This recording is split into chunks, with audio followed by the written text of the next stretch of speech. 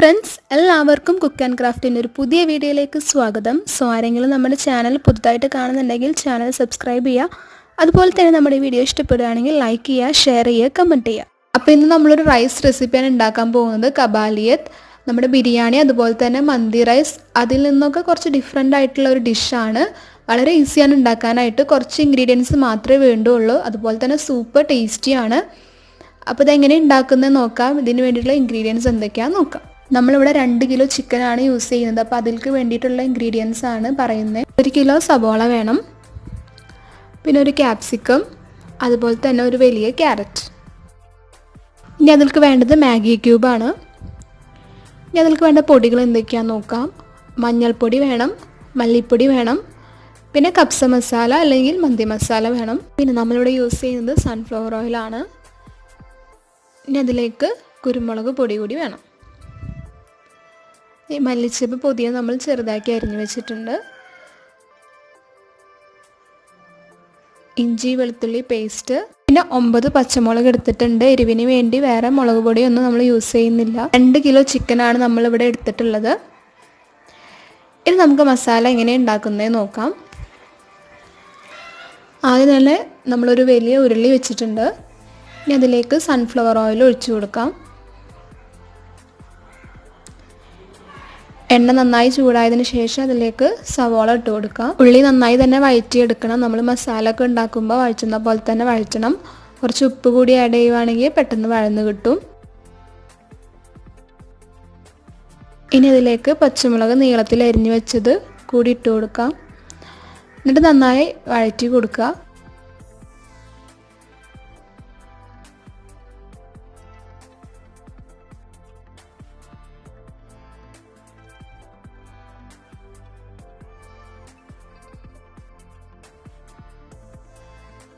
ഇനി അതിലേക്ക് പൊടികൾ ആഡ് ചെയ്ത് കൊടുക്കാം. 2 ടീസ്പൂൺ മന്തി മസാല, 1.5 ടീസ്പൂൺ മല്ലിപ്പൊടി, 1/2 ടീസ്പൂൺ മഞ്ഞൾപ്പൊടി.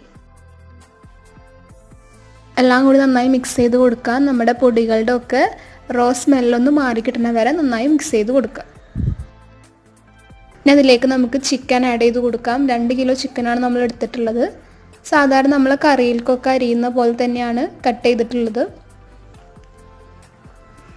ചിക്കൻ ആഡ് ചെയ്തതിന് ശേഷം മസാല ഒക്കെ നന്നായി മിക്സ് ചെയ്ത് കൊടുക്കുക. നമ്മുടെ ചിക്കനിൽ മസാല ഒക്കെ നന്നായിട്ട് കോട്ട് ചെയ്യണം.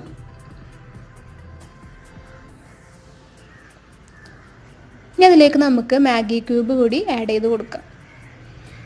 ഇത് നന്നായി മിക്സ് ചെയ്ത് കൊടുക്കുക.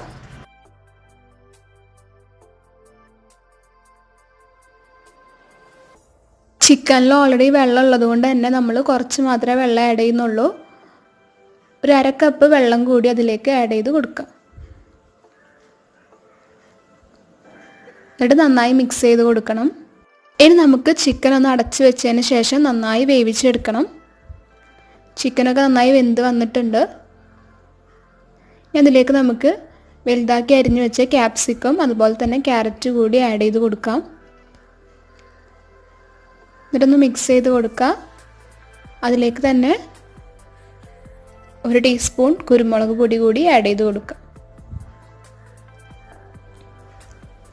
എല്ലാം കൂടി നന്നായി മിക്സ് ചെയ്ത് കൊടുക്കണം.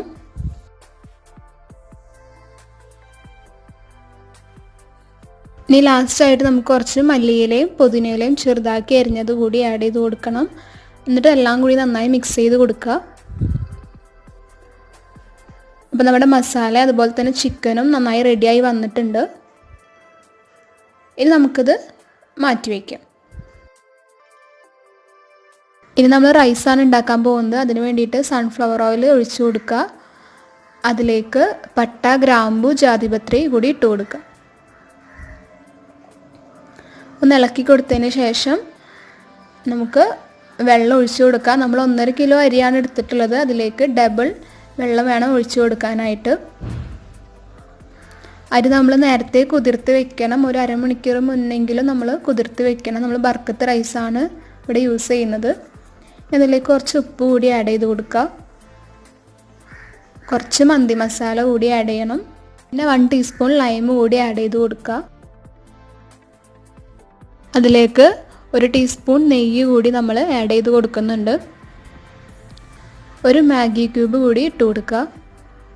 എല്ലാം കൂടി നന്നായി മിക്സ് ചെയ്തതിന് ശേഷം നമ്മുടെ അരി അതിലേക്ക് ഇട്ട് കൊടുക്കുക.